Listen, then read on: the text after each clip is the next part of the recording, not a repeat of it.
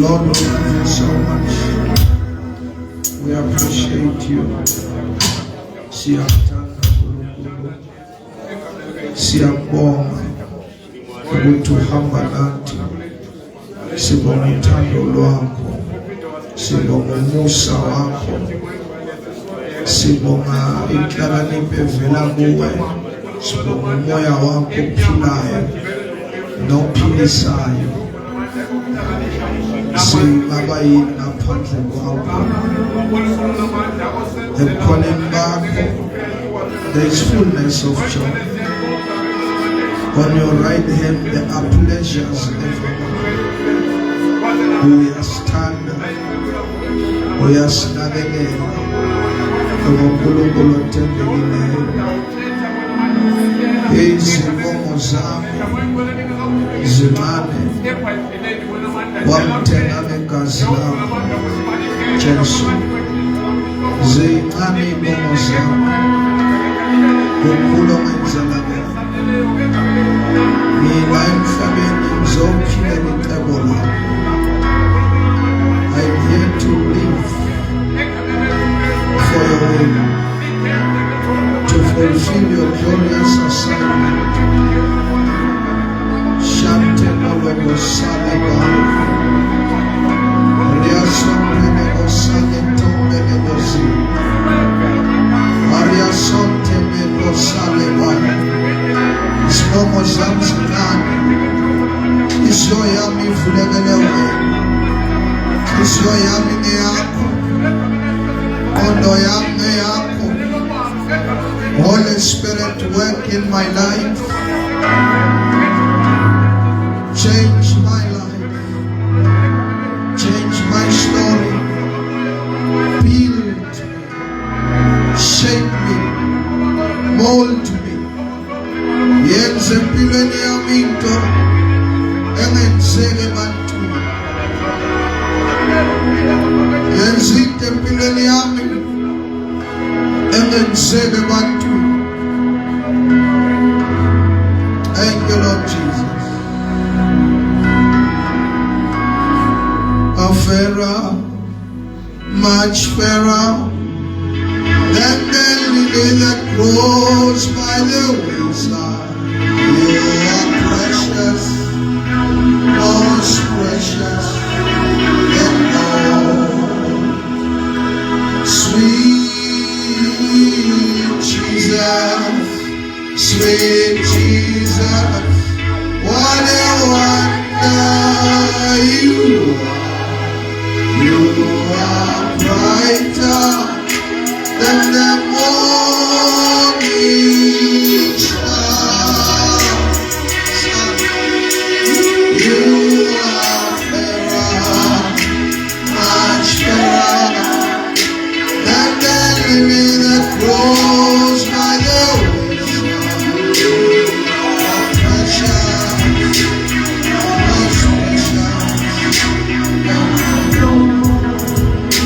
You are the rose of Sharon, the fairest of them all. You are everything I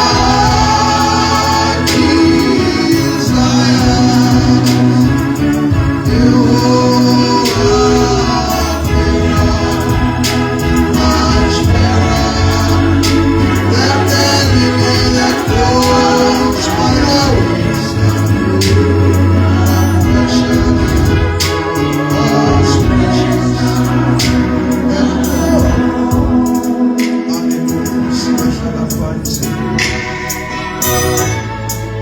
Thank you, Jesus Christ. Siyambonga uJesu kakhulu nangale nkonzo esibuya kiyo, School of Prayer. uNkulunkulu senzele kahle kakhulu. My heart is still full of joy. Hallelujah. My heart is still full of joy. My heart is still full of joy.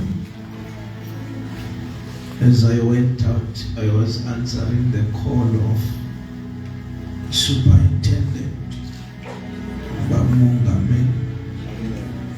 He called me. I thought he was going to announce something to me, but he was calling to just bless me and greet the church. It's quite exciting. I usually, every time when I pay my tithe, I also give my offering a song. And I do not tell him, I just give every time, I just give. So today he called me, hallelujah, to say, I have seen, I'm just calling to bless you, I have seen your hand, hallelujah.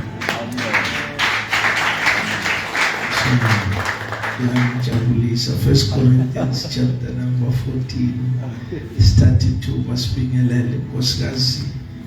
I believe she'll be on live. She couldn't make it today due to some challenges of health. The children and others also have challenges. Others are at work.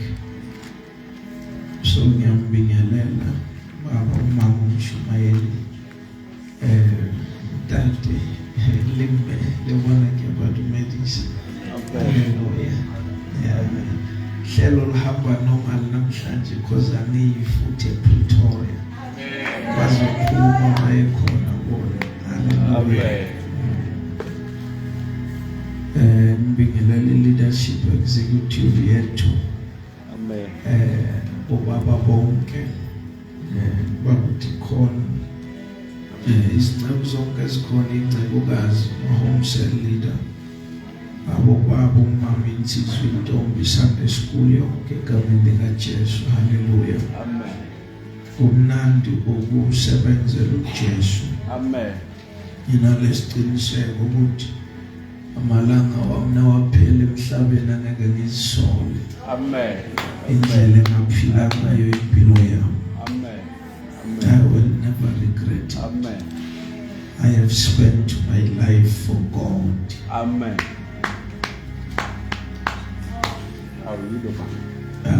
1 Corinthians 14, spend my life, I'll take Africa for you. Amen. Siyaqala indaba nama principles of spiritual growth. So the Lord is taking us on a journey. Khona la asimikisa khona uNkulunkulu.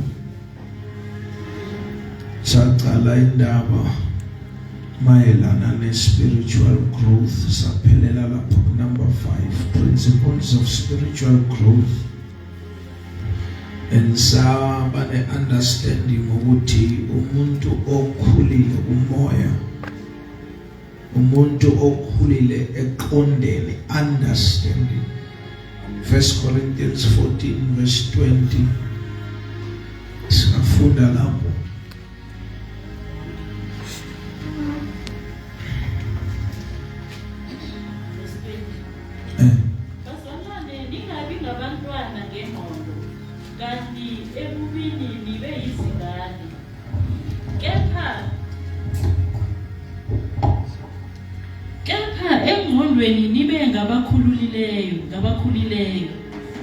Engqondweni nibe ngabakhulileyo. Be not children in understanding. Engqondweni nibe ngabakhulileyo. So sabheka amaphuzu ayi5 akhombisa ukuthi singabakhulileyo. Namhlanje asibheke from number 6. Umuntu okhulile uqonda ukuthi men understand that many are called but few are chosen. Many are called but few are chosen. Baningi ababiziweyo kodwa bambalwa abakhethiweyo. Asiya ku Ephesians chapter number 4 from verse number 11. So when we siba ngabantu abakhulileyo engqondweni, siba nalokuqonda ukuthi baningi ababiziweyo kodwa bambalwa abakhethiweyo. Jesu abiza baningi, kubo bonke ababizile wakhetha about 12 ukubathwalisa umthwalo wevangeli ekumelele emhlabeni wonke jikelele. So when we mature, we understand that many are called but few are chosen. So ngamanye amagama, we understand patterns of God. We understand patterns of God. Indlela uNkulunkulu asebenza ngayo. Asifunde from verse 11, ungafunda uhlezi going forward. Verse number 11. Yeah. Kuyena futhi owanika abanye ukuba babe ngabapostoli, abanye abaprofeti, abanye abavangeli, abanye abelusi nabafundisi. So uyena owasinika the fivefold ministry. Kuthi abanye babe ngabapostoli, apostles. Igama elithi apostolos. Umpostoli i-delegate. I-delegate umuntu okhethiwe phakathi ukuthi ayosimela endaweni ethizeni.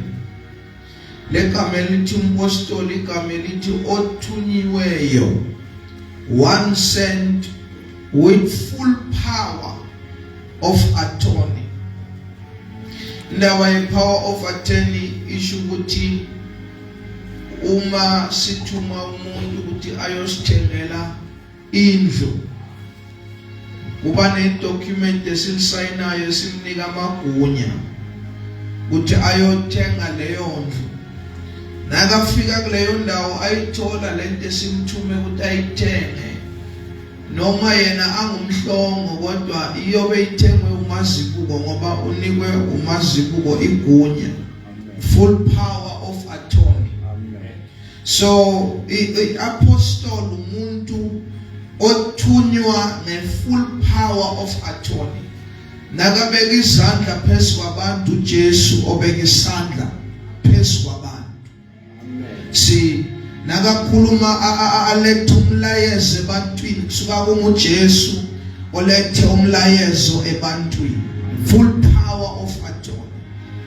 So one who occupies the office of apostle, umuntu othunywa ngepower of attorney. Usho ukuthi lo omthumile uye ombhekayo. uJesu omthumile uye ombhekayo. So umpostoli isho umuntu othunyiwe. And lapha eBhayibhelini uthola ababantu abangabapostoli abayi-24. Ngeke singene lapho namhlanje. 24 apostles.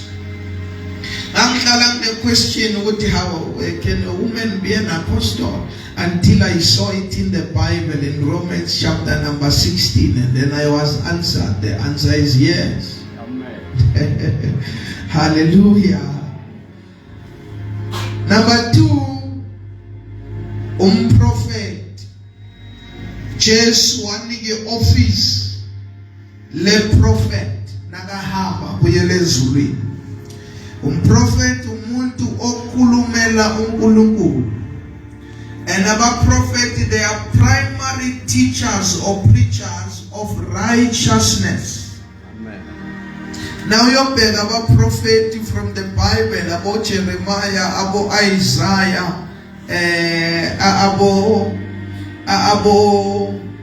Elijah. Men laba beba confronta ukukhonza kwabanye uNkulunkulu aboBaal and all of those.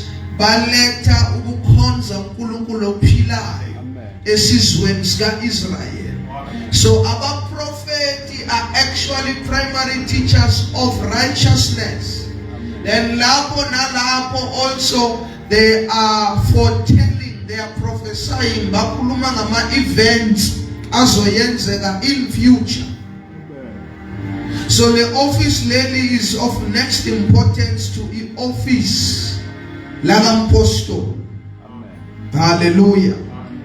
Bese uJesu lapha uthi number 3 abavangeli. Mvangela kusumuntu okapa abantu. Thina zazi ukuvangela ukuthi ukuvangela ukapa abantu. Shaya lapho shayile. Hallelujah. Kanti umvangeli is someone that brings good news. Umuntu oletha indaba ezimnandi. Umuntu oletha ivangeli, the gospel. What is the gospel? The gospel is not necessarily about change of dress code. Gospel is not change of behavior. The gospel is that uJesu wafa ngenxa yezono zethu, wavuka kwabafileyo ngelanga lesithathu. Nasimamukela uJesu, izono zethu ziyahlanzwa ngegazi. Siyashintsha ekubeni yizoni bese siba ngabalungileyo. That's the gospel. Hallelujah. That's an evangelist. Number 4, umfundisi, tenders of the flock. Laba abanakekela umhlambi. Igama leli igama elithi shepherd, igama elithi poimen, njengomuntu ofuyile, onakekela izimvu, ofunela izimvu amadlelo, ofunela izimvu umthombo laba yophuza khona. And number 5 is teachers. Futhi ngezulu azange ithi pastor la number 4 ithi because izulu sithe umfundisi, a teacher, umfundisi. Kodwa la number 4 ithi melusi, ithi melusi. Yeah, ithi melusi. So melusi bese kuba nomfundisi. Melusi is actually the word pastor. Then umfundisi is a teacher, the one that instructs. Legama lelo lithola ka 48 in the Gospels. Igama lelo lithi teachers.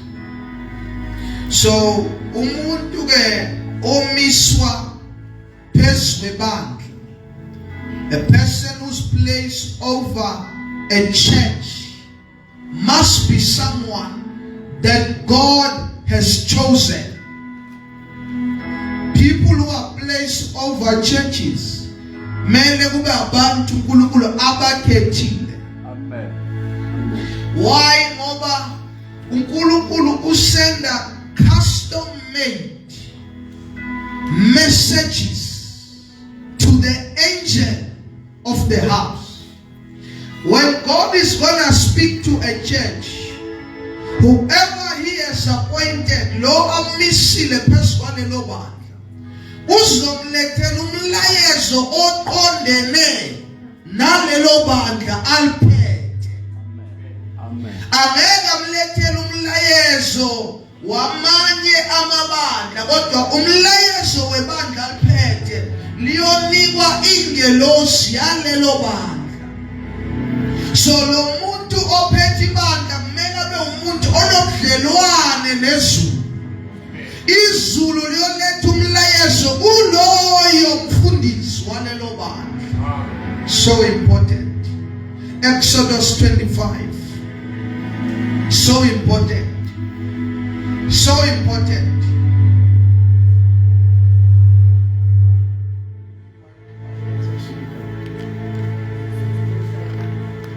Jesus. So important.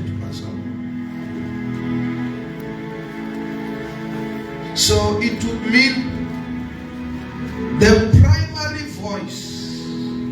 that we listen to is the voice of the place that God has planted us in. Amen.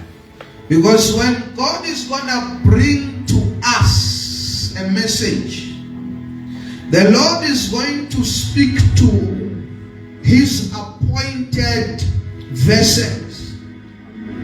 His appointed vessels. The message for Church B cannot be found in quote here. Now let me show you, it works to up to a certain level.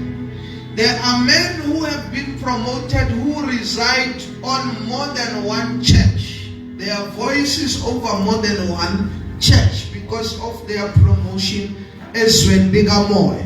So that means that akulumi ne local church phela ayiphethe kodwa i-message ayiphethe i-affecta nomzimba kaKristu. It affects even pastors that are residing over other churches. Hallelujah. Amen. Exodus 25, verse 9, no verse 40. 30. So, nasikhulile siyazwisisa ukuthi I can listen to abantu abaningi on YouTube, but umuntu one-authority uNkulunkulu nakayobuza ngesoul yami.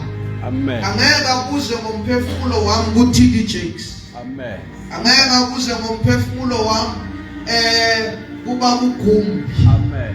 Blessed memory. Amen. Uyobuza ngomphefumulo wami kuba kuNyangule. Amen. My authority. Amen.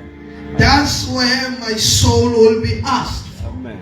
So as much as we may have many instructors, kodwa iphethini kaNkulunkulu nakeza azokhuluma, nakeza azocorrecta, He's going to come and use the one that He has placed over my life as an authority. Amen.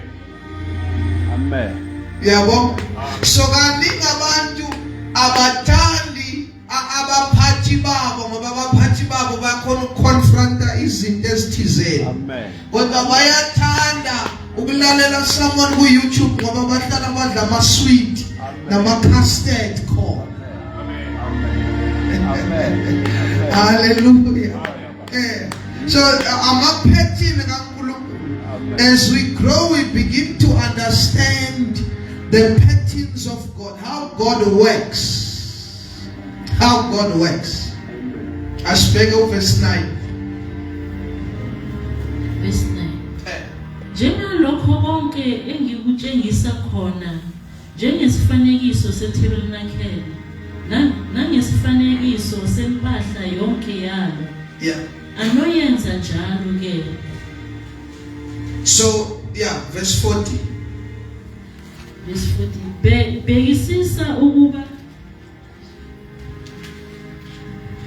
Bekisisa ukuba uzenze ngesifanekiso sazo owaboniswa zona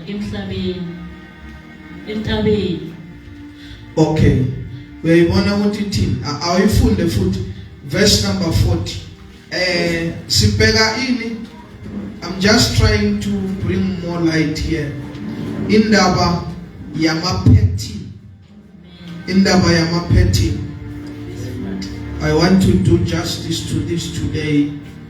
Bese ngiyayivala le ndaba for namhlanje. Verse number 40. Khuluma noMoses la. Moses une-duty njenge-presiding officer over abantwana baka-Israel. Kufanele kwakhiwe itempeli. Now nake wakhiwa itempeli, iphethini yokwakha, God is gonna give to the authority figure. Amen. So this thing is applicable emabandleni, whatever church it is that God has placed there. Amen. Whether it's Assemblies of God, whether it's AFM, whether it's HEC, no matter what. Amen. When God is going to build, He's going to give a pattern to the set man. Amen. Pattern to the set man that is building. And the set man has to paint the to the people, to the leadership, and then we build according to that pattern that God has given to Moses. So now it's not easy for someone, if someone is somewhere, umuntu othanda ukuya ku church A, aye ku church B, aye ku church C, ubona izinto eziningi ezihlukahlukile, and then you will want to copy a pattern from that church and bring it to the church of Moses. That Moses was given a pattern.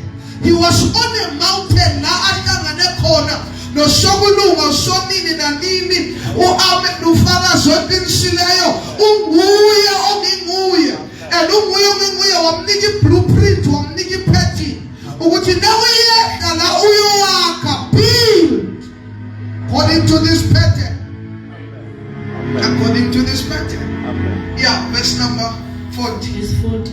Joshua, yeah. Bhekisisa ukuba uzenze ngesifanekiso sazo owaboniswa sona entabeni. Bhekisisa Mose.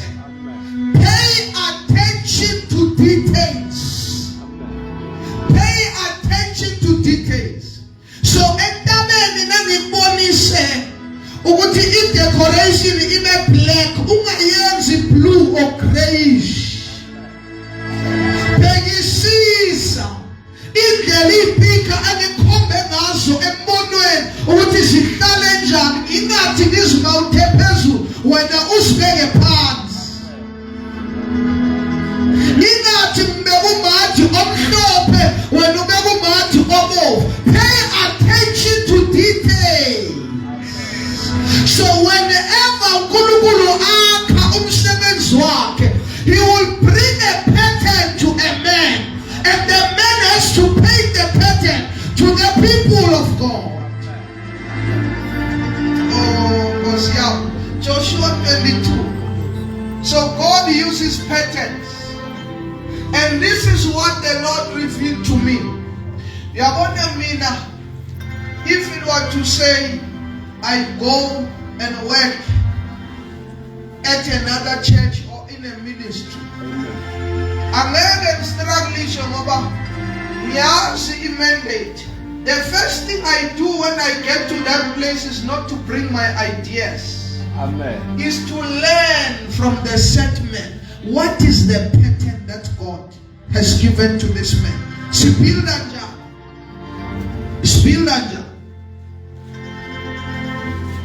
Practical example. Indlela yokushada from this church, Namanya Masondo, their protocols when people are going to get married are not the same. Are not the same. Amen. And wherever I go, I cannot impose. I'm not enforce the system available when down. Amen. I'm not enforce the fucking system. Amen. No, I need to learn. I need to pray. I need to listen. I need to be sensitive to the heart of the set man to learn the pattern. What is their system? Because God uses men. Oh, Mazaloha. So important. I'm telling you, what I'm saying is so important. We learn patterns.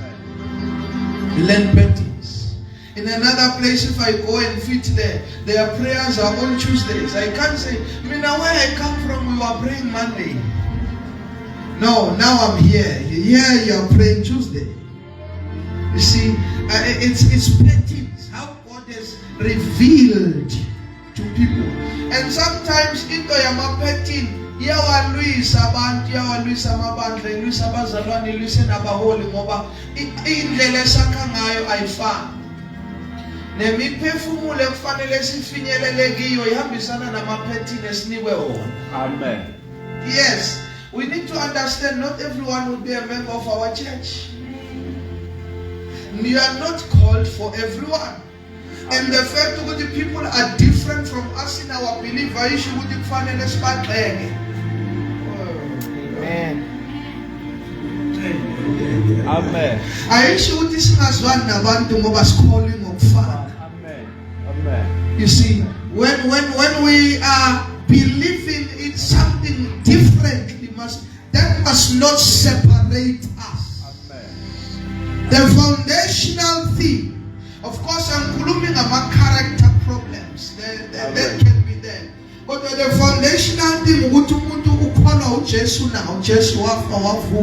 then that person is saved. Then the Bible says they are part of the body. Amen. Amen. They may not be part of our church, but they are part of His body. Amen. Wow. Amen. Amen. Okay, verse 28. Verse 28. Sathi-ke kuyokuthi lapho besho kanjalo kithi nakuzo izizukulwane zethu ngesikhathi esizayo. Sisho ukuthi bhekani isifanekiso se-altar likaJehova abalenzayo obaba. Bhekani isifanekiso. Look at the pattern. And look at what Joshua is saying. Because Joshua kusuye always on the pattern. Joshua will take her over after Moses. And now he's saying we must pay attention to the pattern. No mfanekiso we-altar. Yeah. Lingabi ngeleminikelo yokushiswa nelemihlatshelo. Lingufakazi phakathi kwenu. Kuyafuthi kuleya part umfanekiso we-altar ya. Sathi-ke kuyokuthi lapho besho kanjalo kithi nakuzo izizukulwane zethu ngesikhathi esizayo. Sisho ukuthi bhekani isifanekiso se-altar likaJehova abalenzayo obaba. Abalenzayo obani? Obaba. So he's paying attention. I am not the originator of the pattern. As I build, I must pay attention to the pattern that God has given to the fathers. Wabasaka peswe pattern. Ukulunkulu wayinika obaba. First Chronicles 28. So it won't be good for me to criticize the fathers.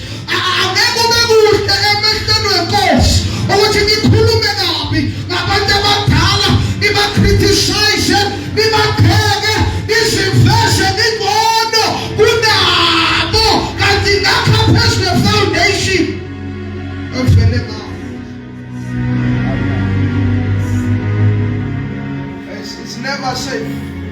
See, it's never safe. It's never safe because we are building up on the foundation that was laid by the fathers. Amen. Amen. Am I saying they are perfect? No. They are not perfect. Amen. But uNkulunkulu uyahonorisha abobaba. Amen. He honors them. Amen. Now Moses walanda umfazi womEthiopia. Bavuka boMeria. Bathi hey uNkulunkulu uthe singashadi. Abafazi bezizwe. Kodwa nangu uMose ulanda umfazi womEthiopia. Question. Basinjani ukuthi uNkulunkulu uthi ngashadi abafazi bezizwe? Loyo mthetho ovela ngobani? Moses, the same thing they are now using against him. They never met God. They never met God. Moses, who was told by God himself, when God forgave him for marrying an Ethiopian woman, they arose against him. God honors fathers. Amen. Even if they are weak. Bego Moses nasaka ikhehla akugile uMoses bayempina abantwana bakaIsrael. Aphakamisa izandla uMose. Amen. iBhayibheli lithi izandla zakhe nasiphakeme bebawina. Amen. Akugile anjalo. Asalama. Kodwa ngoba besekagugile izandla nazehla khatheni iBhayibheli lithi bebadliwe empini. Amen. Amen. And those men who are wise, Joshua, I think it's Joshua and Caleb, they saw the pattern. ukuthi asiwini ngoba we have good soldiers. Amen. Asiwini ngoba we are very strategic. Amen. Asiwini ngoba we are masters of war. See, we know because there is a man appointed by God. And that man, when he lifts his hands, we win. When the hands fall, we lose. So what will be the strategy? Joshua, Caleb, go up to the mountain. Hamane paramisi zanga, sale yandota, tina sala silo lapans. And the Bible says the two young men got there and they lifted the hands of the prophet. And Israel was able to conquer. My God. So they saw it. They saw the pattern. God works in this way.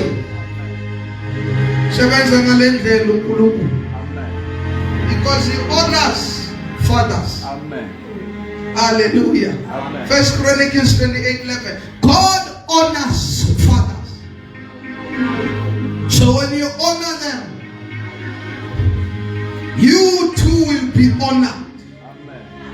Oh, ohlonipho baba naye uzawuhlonishwa. Othelelwa baba naye uzothelelwa, uzoba yinto engalutho.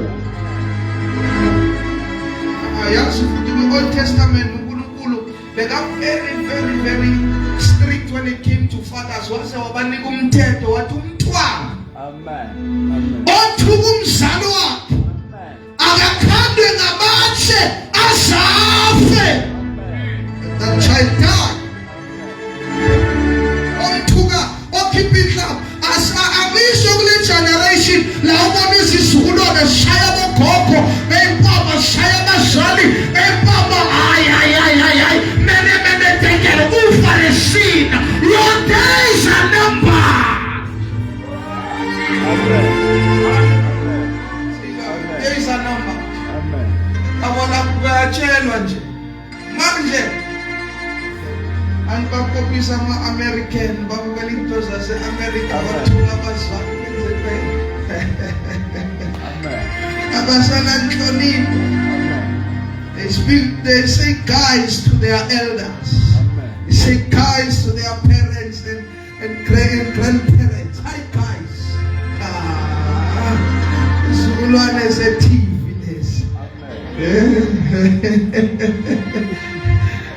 Patterns. 1 Chronicles 28 verse number 11.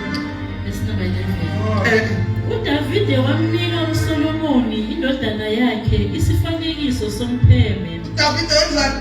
Wamnika uSolomoni indodana yakhe. Solomon cannot just be. He has to get a pattern.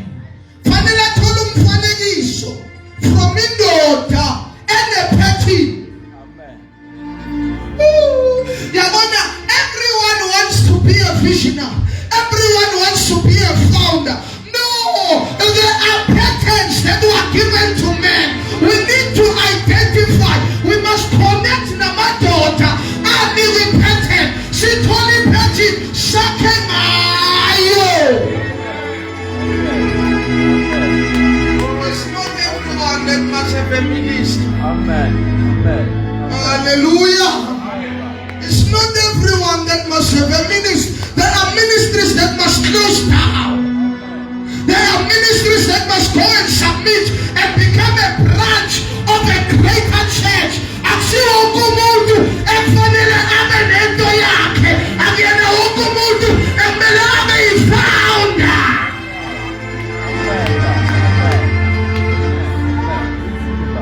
Yes. Abanye bathunywe inkubekiso ukuthi esontweni benganikwe ithuba. Wayungashumayela ebhasini, wayungashumayela estrajini, wayungashumayela eteksini. Wayuyavula iministry. It's not all about Sunday. It's about souls. Ukulanda kwemphefumulo. Nane ministry oyivulile uthi ngumposto utshotsha abantu abasindiswa kule ndoda ophuma ngaphansi kwa awuyena umposto. Pastor Lonjani wakwazi ukuzala abantu basindiswe from scratch utshontsha abazalwane abasindiswe ngaphansi komfundisi wakho namadoda asebenza nawo. Ayibo abazalwane batshontshe ovule ngabe ibandla bese uthi ungumphostoli uyifounder yami. Founder yami bayingakho abasindiswe ku. How many got born again from you? How many bakhule emoyeni because of you? How many people are groomed? How many are trained because of you? So many people who are seeing the apostle, they have no work, no stature, no weight, but they are apostles. Amen. Where did you get the petting? You have some requirements of being an apostle. The scriptures gives us requirements of one who are apostles. People who have seen the Lord.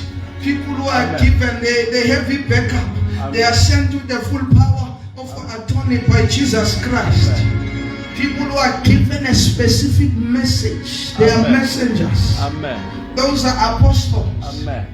Amen. Apostle who's classing for 10 years. Amen. 15 years, 20 years, same people, no growth. Pastor Spanban, now to check who Pastor Spanban is spiritual baby.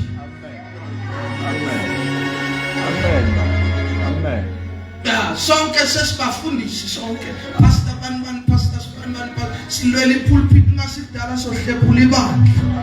Lo sekashumayela kayi2 mina soloka ngishumayela lo sekashumayela kwesi4 manje mina soloka ngishumayela pheka ipastor uthi balabala ngani. Amen. Balabala ukuthi umunye ushumayela kayi4 umunye ushumayela kayi5 mina soloka ngishumayela idala ngila angishumayela lo uyafika sekashumayela bayikakhi abasindisiwe mina ngabe sikhuluma ngalokho ukuthi this week abayi5 bangenile embuswe this week abayi10 basibikela kuJesu.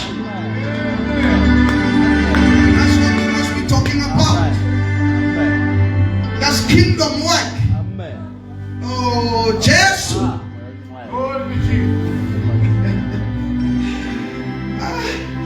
I'm starting to speak like this. That's what my master is saying. As he put it, you bet him. You bet him. Ninja element. This is how I am. This is how I am. That's my calling. I want to die with peace. Sometimes others call me, they want me to motivate them to go and start their thing. Hey, sengicabanga manje aphinda sho inkosi manje ngihole ngiyeke kuphi ngithi mina go to your father. Amen.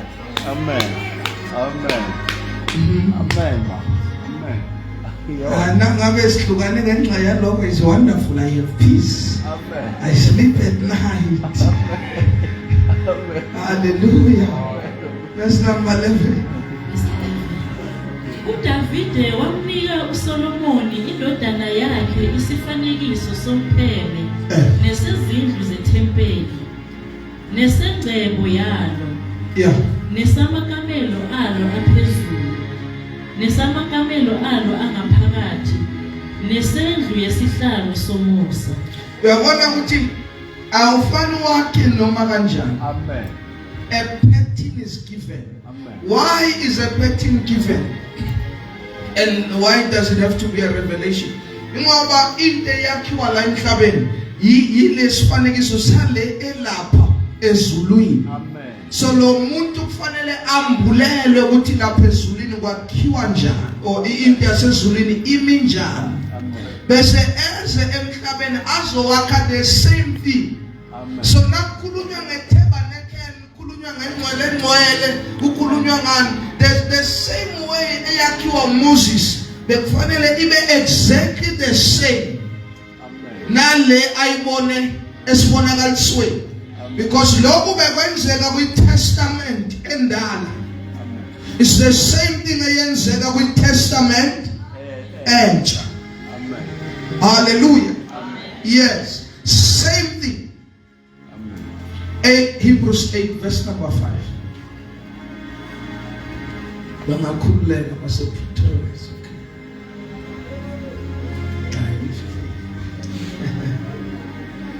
Okay. 8:5. Yeah. Bekhonza okungumfanekiso nesithunzi sokwasezulwini. Bekhonza kungumfanekiso nesithunzi sasezulwini, saloko okusezulwini. Ngenxa yesikhathi angikhona ukungena ngichaze le. Kodwa this is why the man must be appointed by God. But amanye amadoda akopa okwenziwa ngabanye, babone bathi hayi kulula ngosukuba nebandla, bagcume babe nebandla. Bathanda indaba yokuthi umpostoli ubani founder adrawne aqwile abe nama anxiety abe ne stress ngoba uzithumile akathunywanga. Uzithumile uNkulunkulu akabackup umuntu angamthumanga. Amen. uNkulunkulu ubackup umuntu othuniwe. Amen. Ngicela sibone lama examples lawa bese siyavala. Amen. Yalento engishoyo kubalekile ukuthi sibe ngaphansi kwabantu aba appointed. Number 1 ibandla lase-Efesu. Wonke lamabandla sencwadini yeRevelation, Sambulo 2 verse number 1.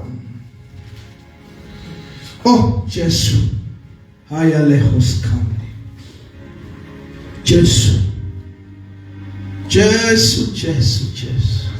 Kama elihle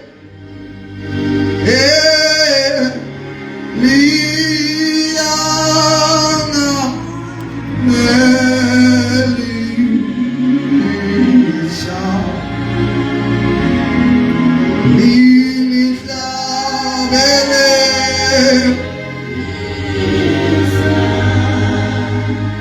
Revelation chapter number 2 from verse number 1. Kuyo ingelosi yebandla lase-Efesu. Kuyo ingelosi ingelosi yebandla yebandla lase-Efesu. Yeah. Loba ukuthi naku akushoyo ophethe izinkanyezi eziyisikhombisa esandleni sakhe sokunene. So lo olobayo umpostoli uJohane. Umpostoli uJohane nguye olobayo. Umpostoli uJohane nguye olobayo. Now ulobela ingelosi. Kuthiwa alobela ingelosi yase-Efesu.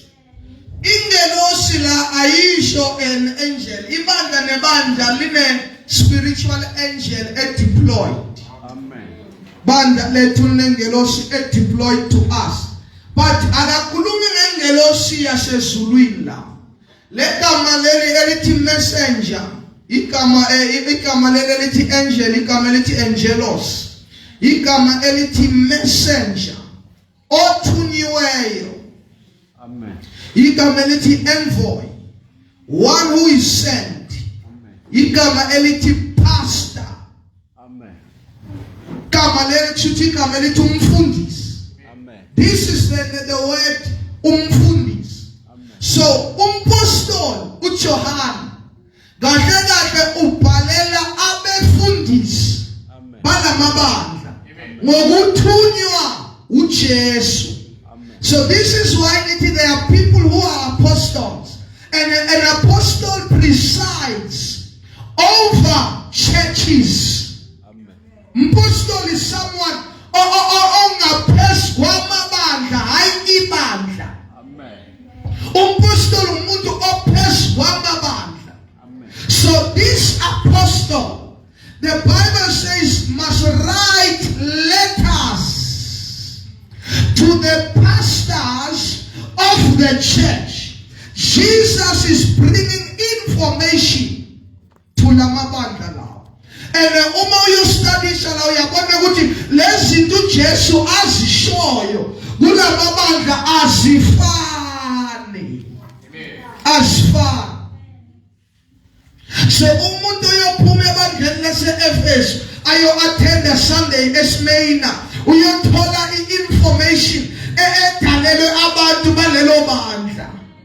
Agejwe i-information yala ebekufanele abekhona e-Ephesus. Amen. Verse number 2. Verse 2. Ngiyayazi imisebenzi yakho nemizamo yakho nokubekezela kwakho nokuthi kawunakubamela ababi. Yeah. Wabavivinya abazisho ukuthi bangabapostoli bengesibo. So there are false apostles. Yabo? Banda leli matured. Olomfundisi lo matured. Because ubhalelwa yena, but obviously information yothululelwe bandle. Lo mfundisi bekane ability yokuvivinya abantu abathi bangabapostoli kodwa kusima apostoli. They are not apostles. They are not messengers. They are not sent. They have no power of authority. They have no backup from heaven. But they are claiming the office of an apostle.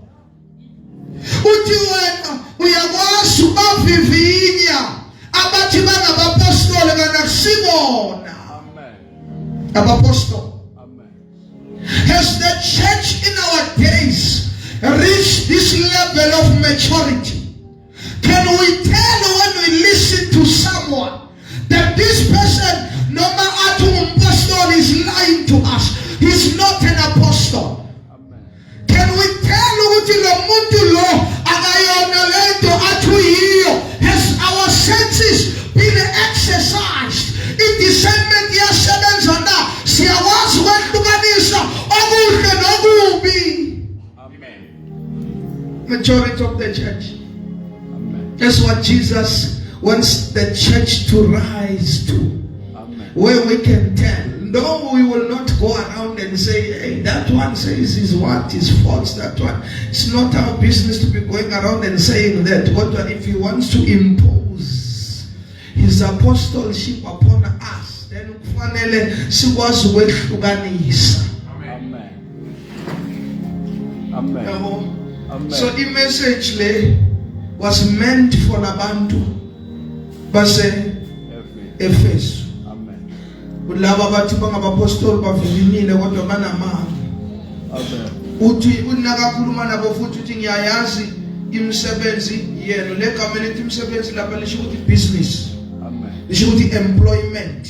Amen. Ngiyazi ukuthi business oyiranayo njani, ngiyazi ukuthi uqhashwephi, ngiyazi ukuthi where you are occupied. I know everything. Amen. That's what he's saying. So he's trying to tell you, I know you. Amen. Uti, I know your labor, your toil, your reducing of strength, your pain. So Jesus is trying to tell the church, Uti, I see you. Jesus knows you. And he knows you by name. Oh, bazalwa angayiphinda futhi ukuthi uJesu yanazi enonazi ngamagama. He knows you. Uyabazi ubuhlungu bakho, uyabazi lokho odlula kiko, uyazi ama-pains wonke, uyazi abantu abakuflathele, uyazi abantu abakushile, uyazi abantu abakudelayo, uyazi abantu abakuhlebayo, uyazi abantu abakugqekayo. uJesu uyakwazi. He knows you. Amen. Jesus knows you. Amen. Amen. Oh, he knows you. Amen. He knows you. Oh, Nkosi yami. Asifunde soyekela maduzane. Yakwazi uJesu. Yakwazi uJesu. Yakwazi. This is why in the assurance you will never fail in life. You will never. You are not a failure. You will never fail. Never. Never. Amen. Never. Nandaba utubani uthe empilo yakho. That's not important. No matter uyi mistake, uzelwe ngephutha, uzelwe as a product of rape, it does not matter who left you. Can I tell you that Jesus says, I am with you until the ends of the world. And now, uze kube semaphethelweni. I am with you. Moshika sayi. Asiqedelele mama. Ngiyayazi imisebenzi yakho nemizamo yakho. Ngiyayazi imizamo. Yes. Lao zama khona and you feel you are falling short. Jesus says, I know. Tuyazama. Ngiyayazi imizamo yakho. Ngiyayazi imizamo yakho. I want to assure you that Jesus knows that you are trying. Sometimes it may feel the church is hard on me. Imandla is hard on me. Ngiyazama ukulungisa lokhu, ngiyahluleka ngiyazama, kodwa can I assure you that Jesus knows you are trying. Amen. He knows it. Amen. He knows it. Amen. So now don't lose hope. Amen. He knows it. Amen. Yeah. Nokubekezela kwakho nokuthi awunakubamela ababi wabavivinya abazisho ukuthi bangabapostoli bengesibo. Yeah. Wabafumana beqamba amanga. Yeah. Verse 3. Unokubekezela wakhuthazela ngenxa yegama lami kawukhathalanga. Verse 4. Kepha nginalokhu ngawe ukuthi uluyekile uthando lwakho laqala. So Jesus just wants you to love him like you did at first.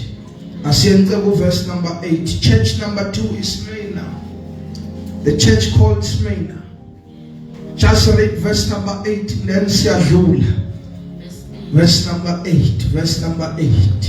Nakuyo ingelosi yebandla laseSmyrna loba ukuthi nakho akushoyo owokuqala nokugcina. Yeah. Owayefile kepha osephila uthi ngiyakwazi ukuhlupheka kwakho nobumpofu bakho. Ngazi ini hlupheka kwakho nobumpofu kwakho. I know that you are unemployed. I know it. I know it. Oh, and I am going to meet you at your point of need. I know it. I know your address. Ngiyakwazi ukuthi uhlala aphi. Amen. Oh, Nkosi yami. Amen. So yes, he knows the challenges you are facing in your business. He knows the challenges you are facing at school. He knows that a message was given to the pastor of the church.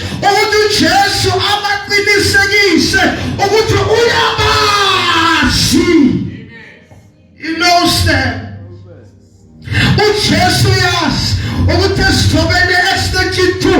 African Gospel Church ingenile kulomzuzu uyasazi sonke esikhona esirepresented. Jesus knows us. Amen. By name. Amen. He knows us. Amen. Be rest assured you are known. Amen. Yeah. Ngiyakwazi ukuhlupheka kwakho nobumpofu bakho kanti ucebile. Lenhlamba yabathi bangabaJuda bengesibo kodwa beyisinagoge likaSathane. Verse 10. Khona abantu bathi bazalwa Jesu uthi niyabazi kodwa bayisinagoge kaSathane. Amen. Kodwa umlomo uthi singabazalwa. He knows them.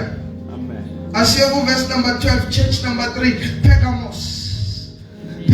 Ngifuna ukuyoyekela maduzanisa sakhona. Ngiyalithanda izwi. Amen. Oh, I love it. It burns in my soul. Iyavutha emathanjeni ami vutha. Jehova wangiyenga ngayengeka. It's too late to backslide.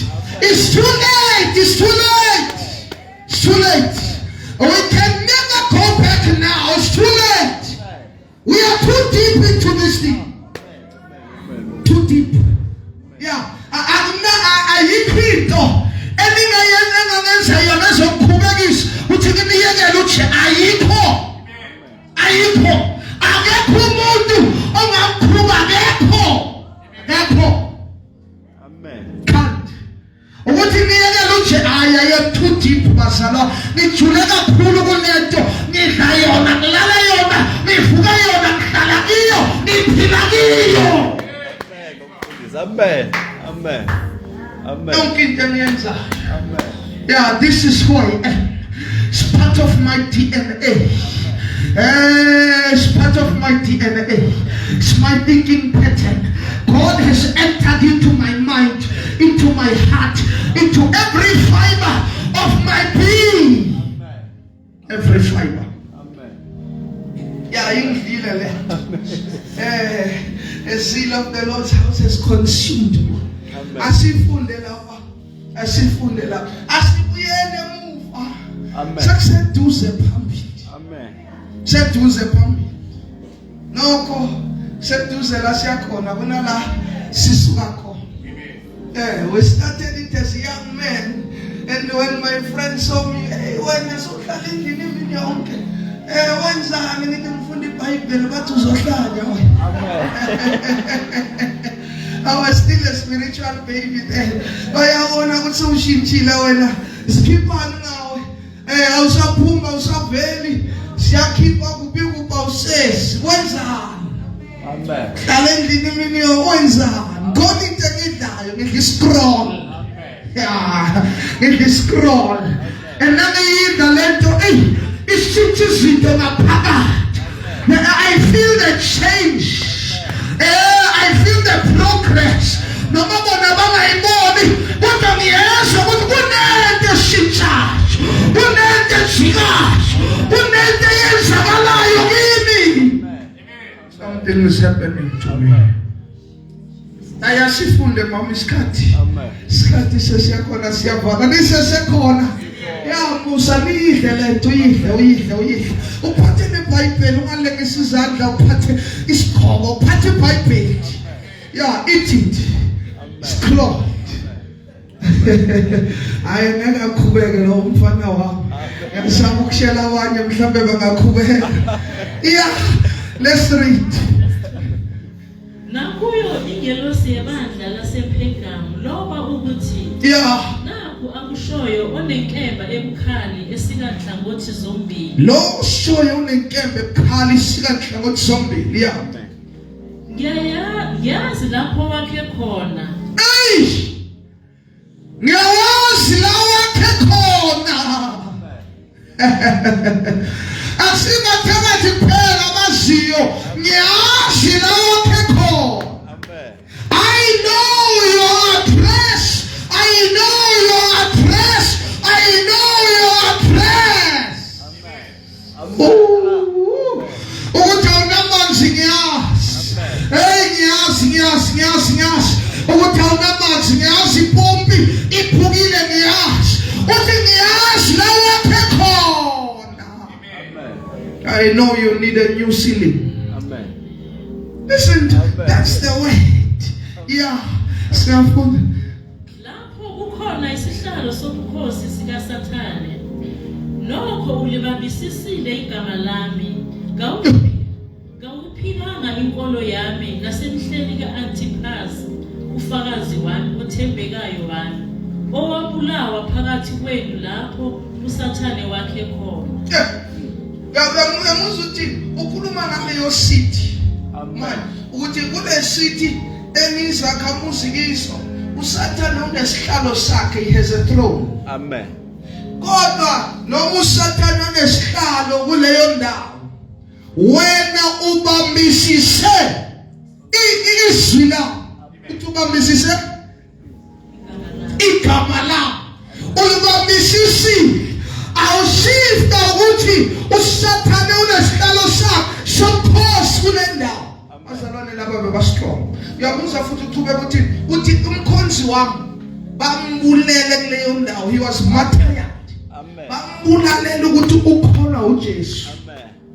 Amen. Kodwa noma ngibona umzalwane abulawa, mina still nabambisisa igama lami. Alinyakaziswa ukuthi abazalwane bayabulawa, igama lami niyalibambisisa noma kwenzakalani. Hey, these people are strong. These people were strong. Amen. Asiyekele mama. See verse number 18. Amen. Yabona lana ebandleni lasePergamos bekunesifundisho sikaBalaam. Isifundisho sikaBalaam isifundisho esifundisa abantu ukuthi bathanda imali. Amen. Befundisi nakhona abakhona bathanda imali, lovers of money. Amen. And unrighteousness. They love money. Thanda imali, ihamba phambili imali, bafuna imali, bafuna imali, bafuna imali, bafuna imali. Stealing also money of God. Stealing it by church in this city, Pergamos. Bahimali. Akwehlukaniswa between imali kaNkulunkulu nemali yabefundisi. Amen. Amen. There's no distinction. Amen. Amen. There's no distinction. Some people, their money goes into their personal account. There's no church account. Everything goes into personal account. Lovers of money. Amen. These are lovers of money. The doctrine futhi yama Nicolaitans. Isifundiso ebesivumela ukulalana. 1, number 2, isifundiso esivumela isithembu. Amen. Community of wives. Now there are churches where they say a man must have 7 wives. How come? Was there 7 churches? But for now, we never fuzzy or 7. Adult mundashadile kodwa ulala ngaphandle. Amen. Amen. Kudliwa nenyama meat that was sacrificed to idols. Amen. Ithombe. Amen. This was a church. Amen. Jesu bekakhuza ibandla la. Ibandla ebelivumela izinto lekhuza ibandla elivumela community of wives. Community of wives bela isithembu. Amen. Means in that church, the founder or the preacher or the pastor has said on the altar, it is all right. Amen. Tola another 3, 4. Amen. Join a club.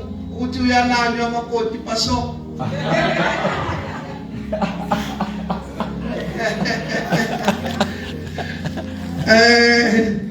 I will leave shortly. Hallelujah. Amen. So, uJesu la ukhuza bandla. Amen. 4th church was the church of Thyatira.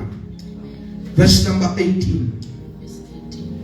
Nakuyo ingelosi yebandla laseThyatira. To the pastor of Thyatira, write. Bhalela nomfundisi umtshela ukuthi, yeah. Loba ukuthi naku ekushiwo indodana kaNkulunkulu enamehlo anjengamalangana omlilo. Naku kushiwo uJesu indodana kaNkulunkulu and lokhu kusho unamehlo avutha amalangana omlilo. Amen. Yeah. Nezinyawo zayo zifana nethusi elikhazimulayo. Kayo Mosai.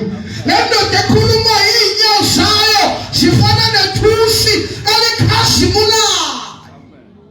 Yeah.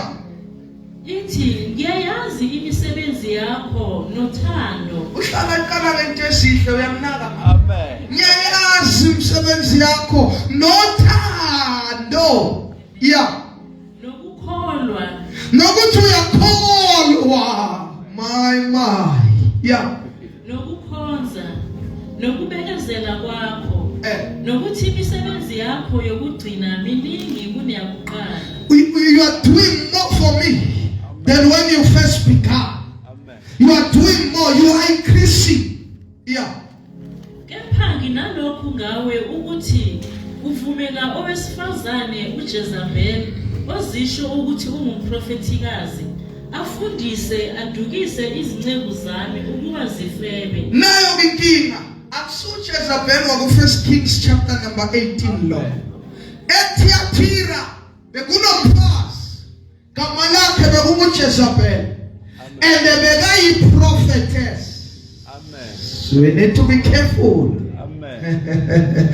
She was a prophetess and le prophetess le beyifundisa izinceku kunebandla laseThiatira ukuthi zenzeni afundise adukise izinceku zami ukuba zifebe zidle okuhlatshelwe izithombe. See, this lady in the church was seducing servants of God to commit fornication and adultery. Kusho ukuthi bekalala namadoda ashadile nakangakashadi in the church. And bekuright isifundiso sakhe uJezebel bekuright ukuthi kudliwe ukudla okuhlatshelwe ama-idols noma amadlozi.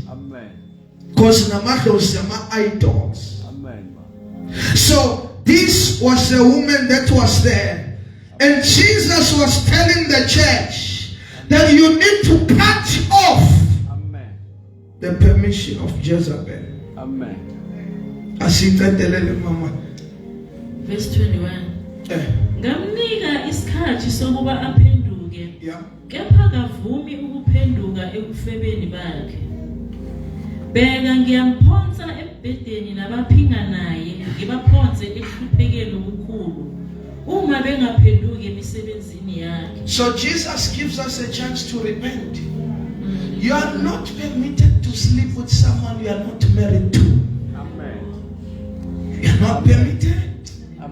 Jesus does not allow it. And usinike ithuba ophenduka. They were given an opportunity.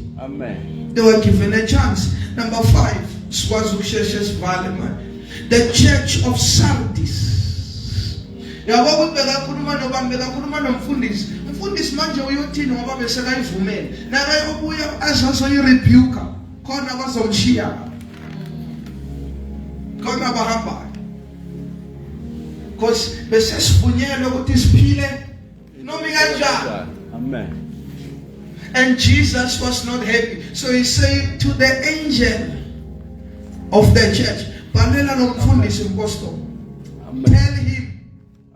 And John began to write the letter.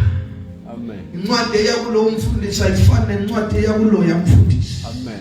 Because fanele abhale ukuthi lo amehlo akhavutha amalanga bomlilo nenyawo zakhe eziyothusi olukhazimulayo ukuthi uthi. He had to write. Chapter 3 verse 1. Then so there was 7. Then go 14 so far. But from verse 1. As soon as from verse 1. Bandala says Sardis. Maturity. See, God gives people patterns. Almost never a pattern. Uthi sakhe so angeke siyo criticize ukuthi laba abanye bakhaja asazi pattern abanikweyo. And angeke sithi wonke umuntu akhe ngepattern yethu. Asazi ukuthi uMose walapho uhlangane noNkulunkulu entabeni wanikwana. Hallelujah. Yes. So we need to be careful over criticizing other churches and feeling ukuthi we are the only right church. Must be very careful. Hallelujah. Amen. Yes. Verse 1. Nakuyo ingelosi yebandla laseSardesi loba ukuthi nawo akushoyo onawo umoya abayisikhombisa bakaNkulunkulu. Uhlala introduce ngendlela ehlukile. Lo phethe umoya abayisikhombisa bakaNkulunkulu. Yeah. Nezinkanyezi eziyisikhombisa. And 7 stars. Yeah. Uthi ngiyayazi imisebenzi yakho ukuba unegama lokuthi uyaphila kanti ufile. So abantu nababheki bathi uyaphila. Sho, uyaphila lo mzalwane. Uyaphila lo mzalwane. So uthi unegama lokuthi uyaphila kanti you are dead before me. Into ebalekile kusukuthi abantu bayapraise. Ukupraise yizu. You must be praised by Jesus. He must be happy with you. He must be happy with your service. Jesus must be happy with your service. Yeah. Verse 2. Eh. Vuka ulinde uqinise okuseleyo bebekuza kufa.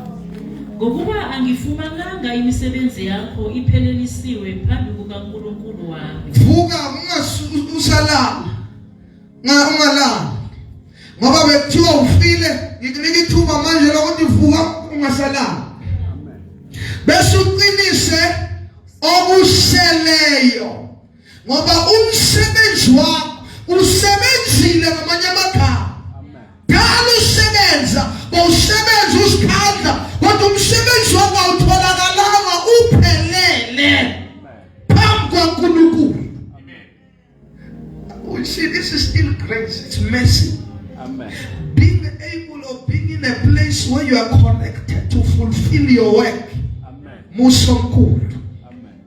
uJesu akwazi ukubuya athi hey shumayele kangaka mazibuko kodwa vuka uphelelise okusele ngoba umsebenzi wakhe awutholakalanga uphelelisiwe phambi kukaNkulunkulu. Benithi ngiyaphila Nkosi kodwa ngiyaphenduka kusukela namhlanje. I thought I was alive and yet I was dead. Amen. Amen. Yazi ukuthi uyakwazi ukutrenda kanti ufile kuye. Uyakwazi ukushaya izandla abantu kanti ufile kuye. Amen. Uyakwazi ukuduma ubaluleke ebantwini kanti uNkulunkulu ufile. Amen. You are dead. Amen. You are dead. Amen. Yep. Verse 3. Ngakho-ke khumbula ukuthi wamukele wezwa kanjani. Kugcine uphenduke. Ngokuba uma ungalindi ngiyakuza kuwe njengesela. Ngawusoze walazi ihora engiyakuza ngalo kuwe. Asiya number 6. Number 6. Bandla lasePhiladelphia. Verse number 7. Number 6 ibandla lasePhiladelphia. I'm left with only one church and then we close. Give me these few minutes. Sesiyavala. Hallelujah. Sesiyavala. It's maturity of the church. It's growth of the church. Amen. Funa sikhule emoyeni. Amen. Sikhule emandleni. Sikhule ezwini. Sikhule kuyisebenzele inkosi ngendlela efaneleyo. Amen. Amen. When you work for God, yenza wenzisise ngesikhathi onaso. Amen. With the time that Jesus has given to you. Amen. Oh Nkosi yami. Amen.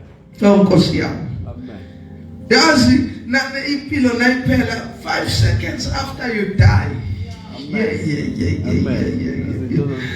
What you will encounter 5 seconds Amen. after you breathe your last. Amen. And angeke siphile ngathi ngeke siphefumule kokugcina. Siyazi la emhlabeni singaba focus. Amen. Siyahamba la emhlabeni ngekho yophila inguna phakade la.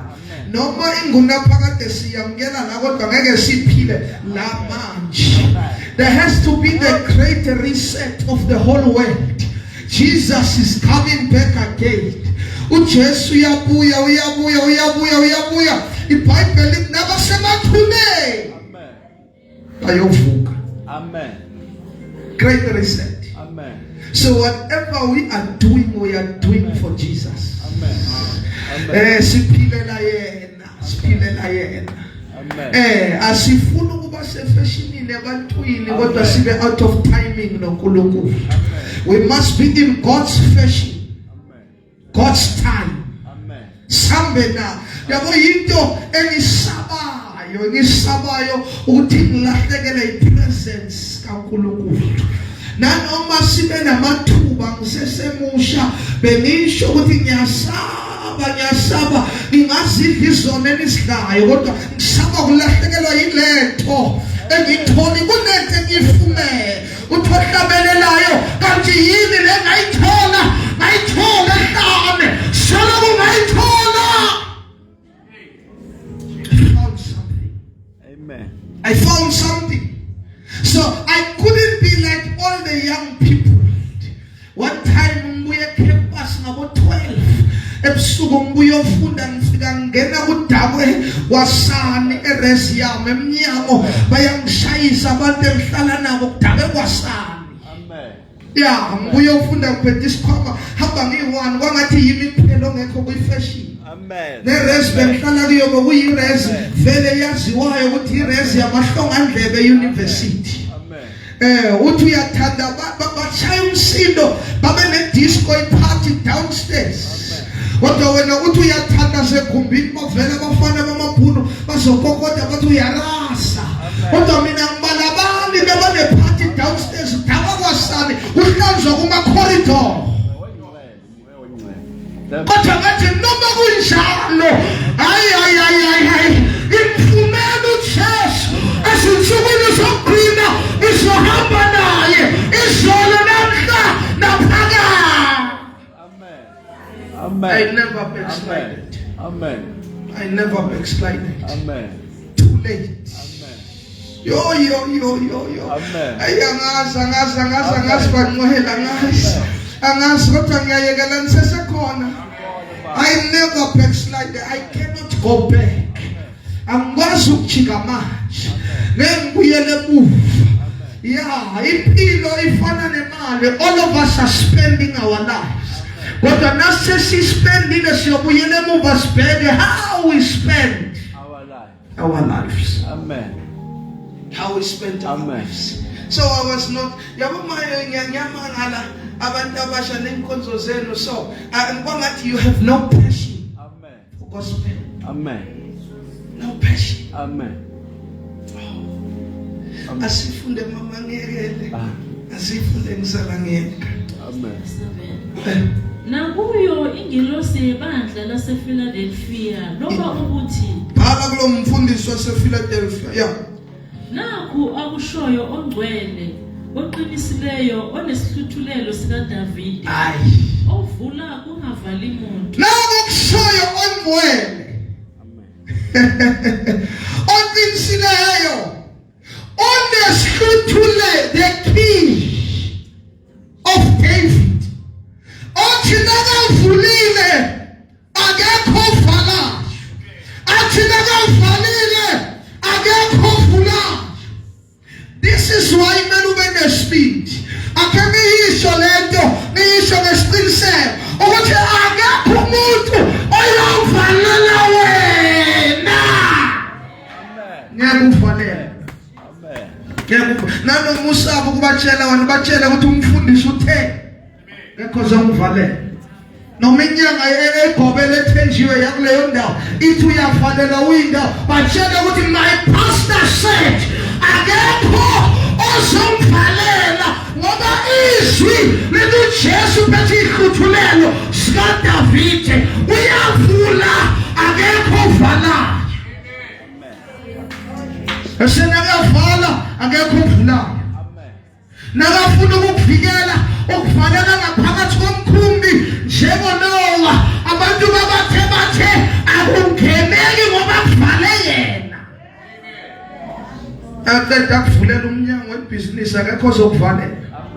Akuvulela umnyango omsebenzi akekho ozokuvalela noma bangagabha noma bangapeyitwa noma bangageza edamini lakuphi noma bachayiva namavater base noma batshontshe isithombe batshontshe ihembe batshontshe ikawosi balihlabe ngamanalithi balihlabe ngeyipelede bafaselele esihlahleni bafake ebhodleleni isithombe sakho bafake inalithi ebhodleleni akekho ozokuvalela. Amen. Amen. Asenze njalo mama sibala akekho. No one. Akunanyanga that is going to close the door for you. And they will not kill you before your time. Noah. Tell them we fear no one.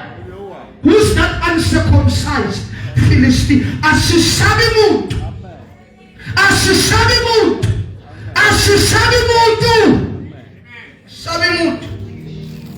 Yeah, noma baba nesikhumba secrocodile, baba nesikhumba senyoka, baba nesikhumba sane noma ngakumbathi isikhumba sebhubesi.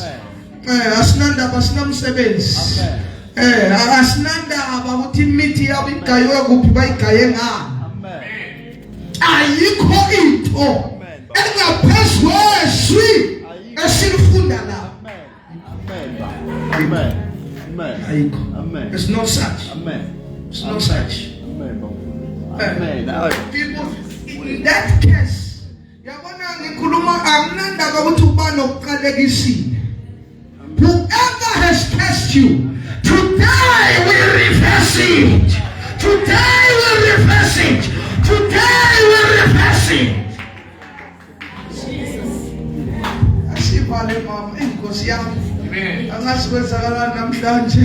Kodwa ngiyazibonga ingelo sesikhona. Yeah.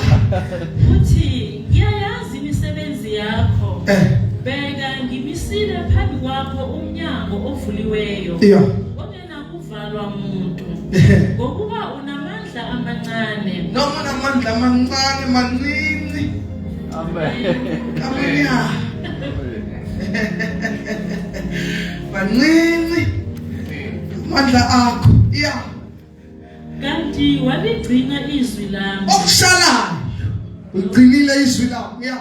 Ngawuliphilanga igama lami. Legama lami uliphila. Verse 11. Ngiyakubakhipha esinagogeni likaSathane abazishaya abaJuda bengesiko. Yeah. Kepha baqamba amanga. Beka ngiyakubenza ukuba beze bakhuleke phambi kwezinyawo zakho. Bayenza bazokhuluka kuwe. Amen. Imandla likaSathane, and as you receive this as a prophecy coming from the word of God. Uthi imandla lesilaphoka Sathane liyeza lizokhuleka kuwe. They are coming to bow before you. Aba-Satanist, aba-devil worshipper, bayaza bazokhuluka. Salubalinda, salubalinda, salubalinda, salubalinda. Abonke bebazama imizamo ukuwisa bayeza bazokhuluka. Yawenzakho. Ayeza bazokhuluka. Ayeza bazokhuluka. Asiye ku verse 12. Verse 12. Onqobayo ngiyakumenza abe yinsika ethempelini likaNkulunkulu wami. Onqobayo Ngiyakumenza abe yinsika. yomenza insika. I will make them a pillar. Whatever you are facing, as you overcome, Jesus makes you a pillar in the church. Ngifuna ukufakazela lezi, but before ngifakazela bandla lokugcina iLaodicea verse number 14. Verse 14. Nakuyo ingelosi yebandla laseLaodicea loba ukuthi nakho akushoyo uAmen. Yabo lento ngayithanda, angidla kakhulu kakhulu at time. Athi amen ufakazi oqinisile. Yeah, nayo ke. Asiphinde. Nakuyo ingelosi yebandla laseLaodicea. Balela umfundisi waseLaodicea. Yeah. Loba ukuthi naku akushoyo uAmen, ufakazi othembekayo. Nakushoyo amen, ufakazi othembekayo, ufakazi oqinisileyo, uJesu wamabandla. Yeah. Ukuqala kokudaliweyo kukaNkulunkulu uthi ngiyayazi imisebenzi yakho ukuthi kawubandi kawushisi. Sengathi ngabe uyabanda noma ushise. Yeah. Ngakho ke njengalokho kusivivi ungashisi ungabandi ngiyakukuhlanza uphume emlonyeni wami. Yeah. Ngokuba uthi ngicebile kangiswele lutho kanti kawazi ukuthi ungolusizi nokuhawukelwa nompofu nophuphuthekayo nohambaze. Ngiyakululeka ukuba uthenge kimi igolide elihlanzwe ngomlilo. Thenga thenga kimi igolide elihlanzwe ngomlilo. Yeah. ukuze ucebe nezingubo ezimhlophe ukuze wembathe kungabonakali ihlazo lokuze bakho nomuthi wamehlo ukugcoba amehlo akho ukuba ubone. Yeah. Verse 19. Bonke engibathandayo ngiyabasola. Bonke engibathandayo ngiyabasola. Amen. Kusho uJesu. Asivale kuGalatia 2 verse 9. Bonke engibathandayo ngiyabasola. Bonke engibathandayo ngiyabasola. I was just talking about patterns today as a way to show to you that mature people understand what a pastor and a pastor that is sent is given a pattern. Amen. We need to use that pattern. Need to use that pattern.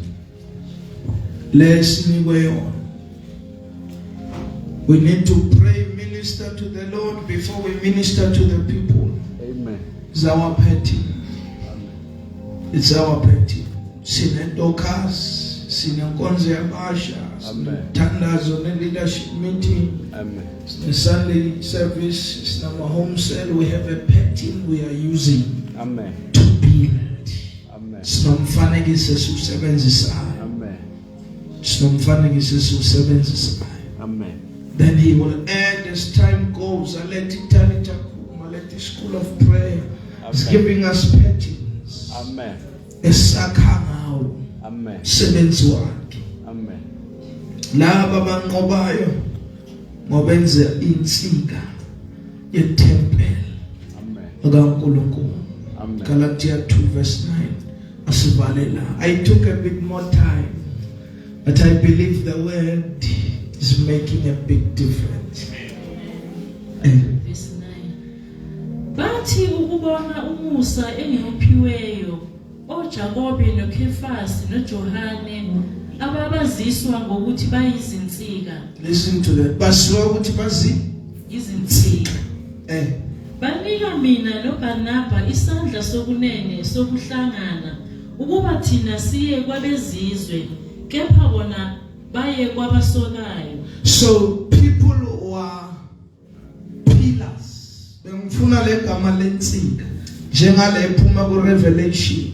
Uthi laba abanqobayo ngiyobenza insika ze temple.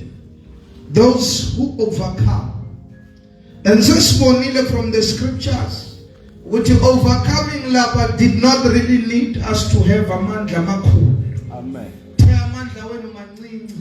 Amen. Kodwa nilonde izwi lami. Amen. Nilonde igama lami. Amen. So you don't need to have great strength.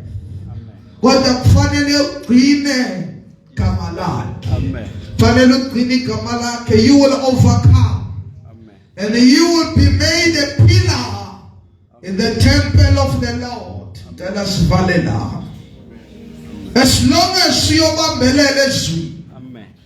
Bambelele ezwini, bambelele ezwini mKristu, bambelele ezwini mzalwane, lokho akushoyo kuthembe, lokho akushoyo kukholwe. uJesu uyayazi address yakho, uJesu uyayazi indawo yakho, uJesu uyasazi isimo sakho. Bambelela ezwini.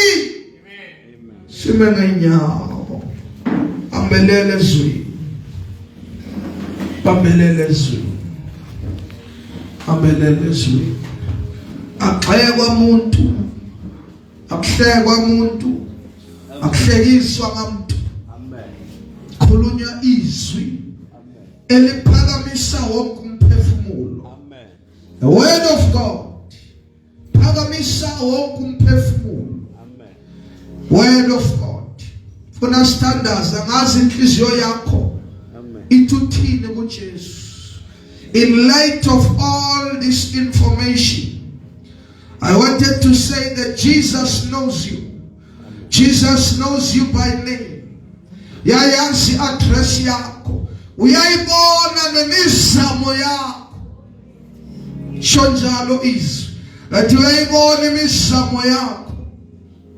He sees that you are trying. Jesus can see you. Uyayibona ifamily yakho. He sees mzimba wonke wakho.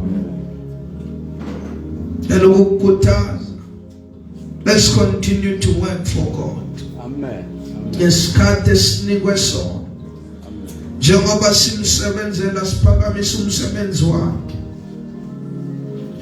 Nawe uzophakama emsebenzini. Njengoba uphakamisa umsebenzi wakhe, uyophakama kwibusiness lakho. Njengoba uphakamisa umsebenzi wakhe, you cannot lift God and not be lifted. Akwenzeki ukuthi umphakamise yena ungaphakami wena academically. Noma kuyiphi aspect of your life. Kodwa uma uyoyenza i-priority indaba yokuphakamisa uJesu, nawe uzophakama. Akekho umuntu ophakamisa uJesu ongeke aphakame. Njengoba umphakamisa nawe uyophakama. Don't know what your heart is saying, but just speak to him. Tell him what is in your heart. In the next 10 minutes, let's pray.